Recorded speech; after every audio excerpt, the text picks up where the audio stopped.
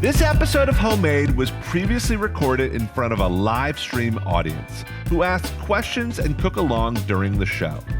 If you love cooking and want to join us in the kitchen, visit homemadecooking.com to register for free live classes. Now, let's get cooking. Everybody, how the heck are you? If this is your first time to Homemade, welcome. I'm Joel Gamoran. I'm the head chef and founder here at Homemade. Today we are making just a really beautiful, simple, it's everything I love about cooking, stovetop, just turnkey recipe. We're making garlicky, gorgeous pork chops. We have an amazing chef in the chat. Her name is Kat. Kat, how are you today? I am doing great. I'm so excited for pork chops. Oh my gosh, when you make pork chops right, they're so delicious. They really are. I grew up in a Jewish household, so I didn't have pork till later in life. And I didn't realize just the simplicity of a good pork chop is so delicious. So amazing. Thank you, Kat. Again, you guys can chat with Kat in the chat. Try and say that a million times fast. Well, let's get started. So we're making this garlicky pork chop with these stunning butter beans. And I think when you hear butter beans, you're like, what are butter beans? Like, I don't know if I've eaten those in a long time. These are what butter beans look like. These are so creamy and delicious. Let's go with a little close up here. There we go.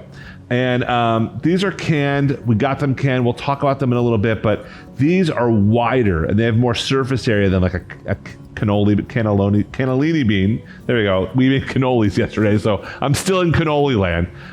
But any bean will work for this. Chickpeas will work for this. Lentils will work for this. But the idea is that we really want to make this a simple dinner option. Honestly, a great lunch option too. So this is how we started off. First and foremost, I have a pan on a medium heat. Now you're looking at this pan. Luke, let's go to a top down. It looks a little dirty, right? This is not dirty, right? This is a really seasoned, amazing pan. And why it looks like this is it has a patina. There's cast iron as a part of it, but it is carbon steel is the name of this pan. And it's a little heavier, but it cooks things very evenly. So the first thing I'm gonna do is heat this up, medium-high heat. We're just getting the pan really nice and warm. And I'm gonna make a flavored garlic oil. And the way I'm gonna do this is I've got about 2 tablespoons of olive oil in a little, little bowl here. And I'm gonna take 2 cloves of garlic and just use the side of my knife and just smash them up and just pop out those garlics, just like this. And what I wanna do is take these puppies and really chop them up fine. So I just use my knife and I just kind of start to go at it. And I kind of hold a little brown bit of the garlic. I lose that. That's not really that edible. But I cut kind of the meat of the garlic like that. Beautiful.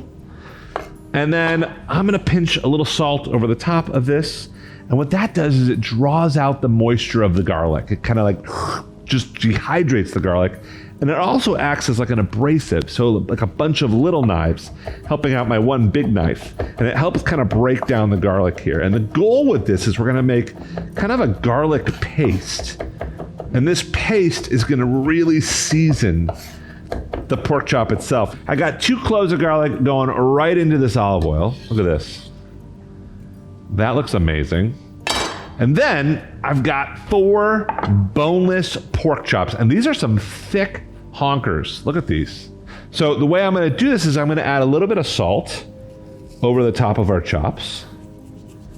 A little bit of pepper. Beautiful. And I like a lot of pepper on these pork chops. And then I take this garlic oil. All right, I'm just bathing these gorgeous pork chops in the garlic infused olive oil, but you can see a lot is left behind on the plate, and that's good. We just want enough to kind of coat these puppies. And then I just pick them up and I just kind of press them evenly into my pan. And immediately I smell the garlic. And these are just on their way to being gorgeous. And again, we're not looking to cook them through, we're just looking to sear them. Right? Searing literally just means we're just looking to brown them. And I like cooking this way because it's really hard, especially if you're cooking for 4 people or 6 people or however many this serves. you know, it's really hard to try and get them all done at the same time, at the same, you know, temperature internally. And so what I like to do, especially if you're cooking for a big crowd, is I like to mark them. That's what we call it. Marking them just means, you know, brown them on both sides. And at that point, you can stop cooking. You can put them on a sheet tray. You can put them in the fridge. And then all you have to do when people come over, instead of worry about the smoke and the whole thing, just pop them in the oven, right? So take them out of the fridge, pop them in the oven, and finish them through. They're already brown on the outside. They just need to be cooked through. So one of the things you'll absolutely notice is that I'm not moving them. So the goal is just let them hang out, right? Just let them hang out. All right, let's take a look at these puppies. I don't know why I keep calling them puppies. Is that weird?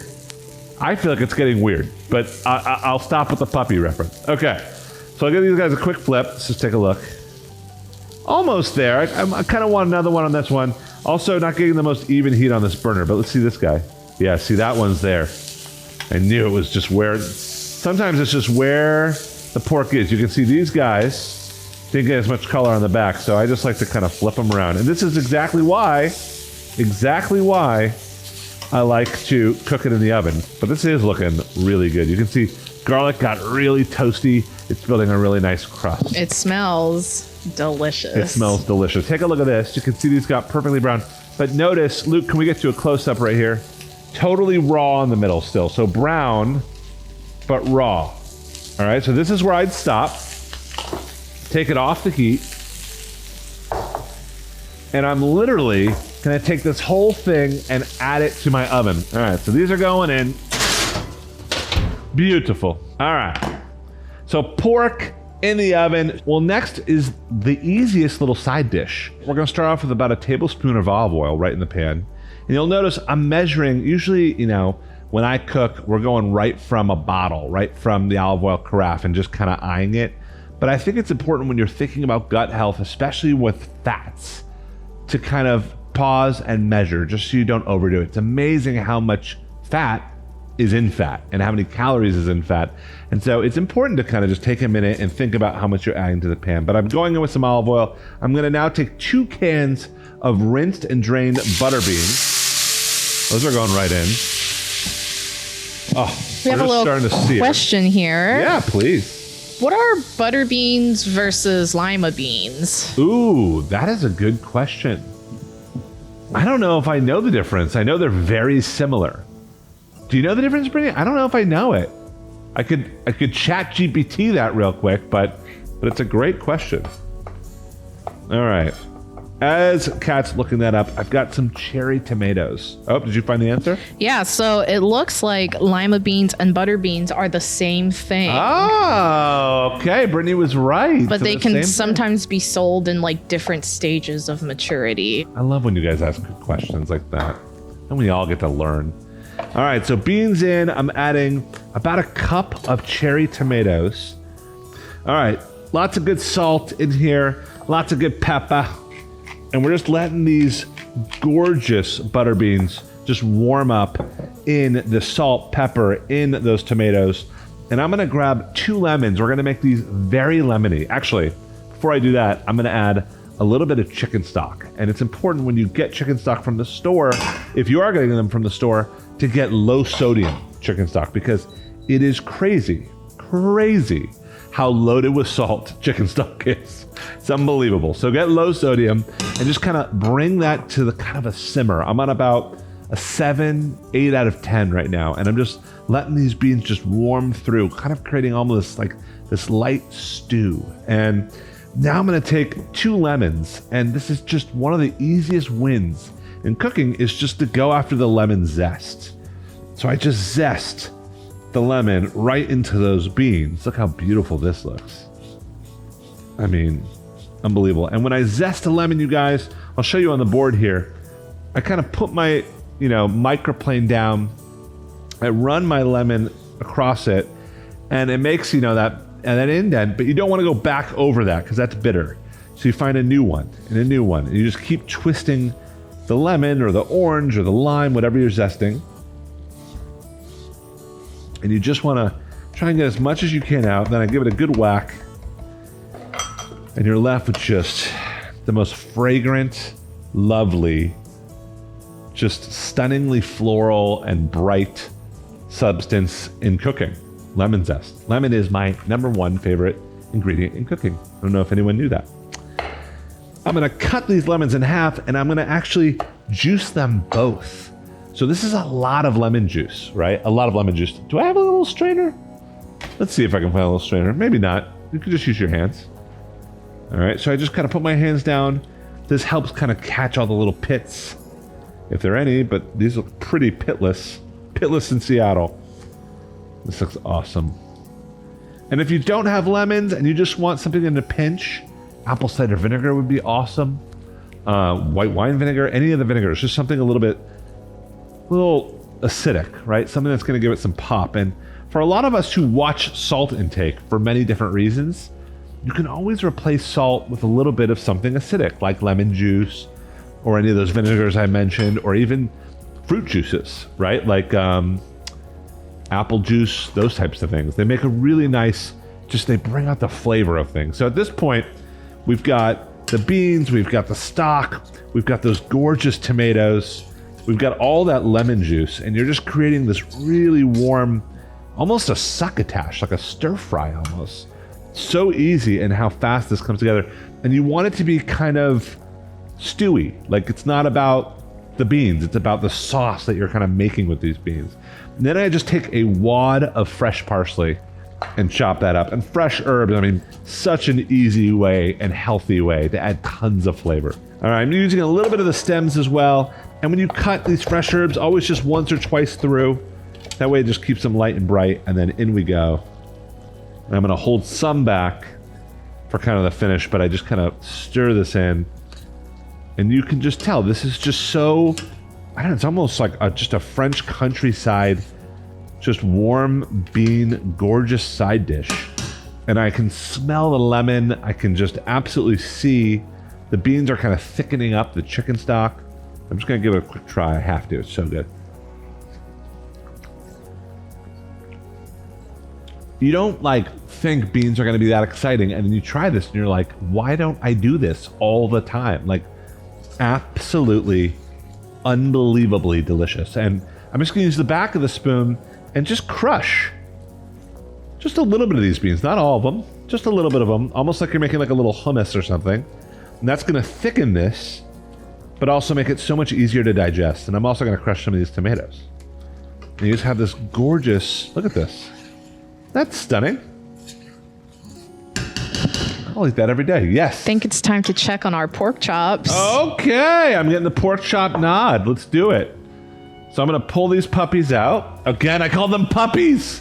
What is going on over here? You could go back to call them honkers, like at the beginning Call of them class.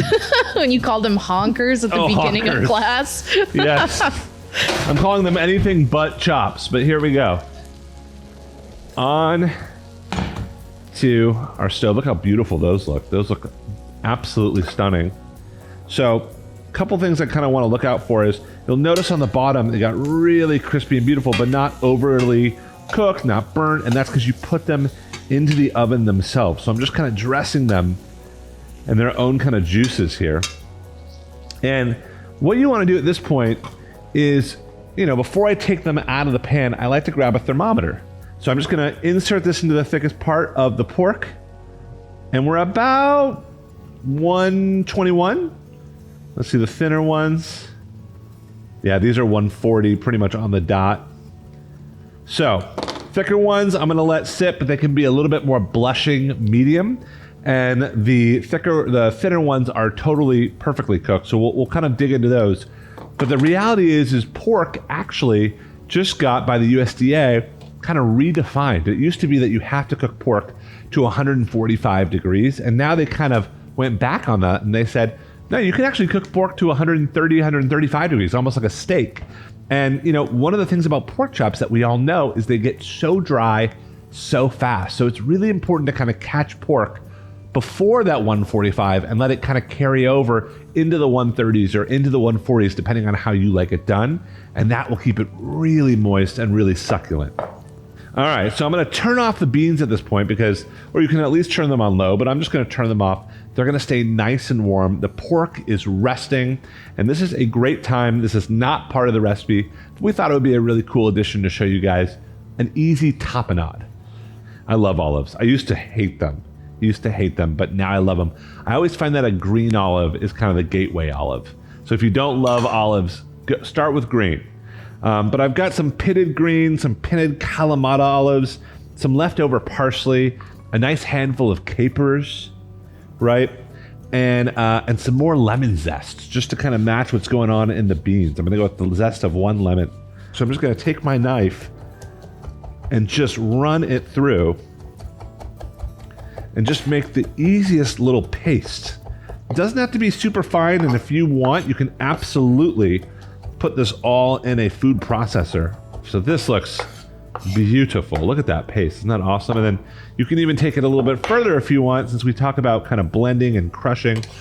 But I pick up all those olives, and you can always put them in like a little pestle and mortar and take them even just pastier if you want. Pastier is probably not the best word to be using in cooking.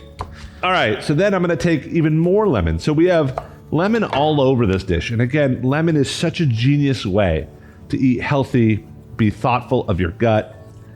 So I'm just going to mix in that lemon. And at this point, I just grab a little spoon and you just have, look at this gorgeous paste. This will stay good in your fridge for a good week or two. And no need to add salt. The olives are salty as can be. And you just have this stunning, quick little paste. So easy peasy. I love it. And I grab a knife, and at this point, you know, the pork has been resting. The beans are kind of more lukewarm than super hot, which is the way that I kind of like them. And it's important when you rest your meat that it rests for about half as long as that it cooked. So these cooked for about 10 minutes. They've been resting for about 5 minutes. So that's about perfect. So I'm gonna grab a couple of these guys. All right, so let's take a look at this pork. When you guys cut into a pork chop, the way you cut into it actually affects the way that it's either juicy or not juicy. So instead of just cutting straight through into slices, you want to kind of pretend like there's a matchbook underneath your knife and tip your knife back a little bit. So there's a matchbook between the knife and the pork. Just imagine that. So it's kind of a 45-degree angle. That opens up the surface area of the pork, making it really juicy. And when you cut it, it's not about sawing. It's more really long strokes. And that will make it so you don't tear the pork and you have a clean cut. So I just, nice long strokes. And you can see, look at that. Opaque, beautiful, pearly white, juicy as can be. Right? Nice long strokes. Just like this. Ugh, it smells of lemon, gorgeous pork. Let's just keep going. This is a thicker one, so you can kind of see, honestly, cooked beautifully all the way through too. Just needed a little bit more time to rest, but a little bit more medium. Well, we're kind of at the point where the pork is cut, tapenade is whipped and beautiful, and our beans are just perfect temperature. So I'm gonna just start with just a bed of these beans, and they're still warm. Then I kind of just take my spoon and I just kind of spread them around. Then I pick up my pork and I just start to kind of fan that out. So I kind of just open them up. Doesn't that look pretty already? It's beautiful. Then I grab some of that tapenade, totally optional, not part of the recipe, but I just kind of use my fingers and just kind of sprinkle right over the pork. And then I grab some fresh herbs. I've got some leftover dill. You could use some parsley. And I just kind of tear this over the top and just scatter. Look at this. Isn't that beautiful? All right, I'm getting in on there. Let's try this out. By the way, the pork just cut like butter. And that's when you let it rest. When you cook it to that perfect temperature, it will do that.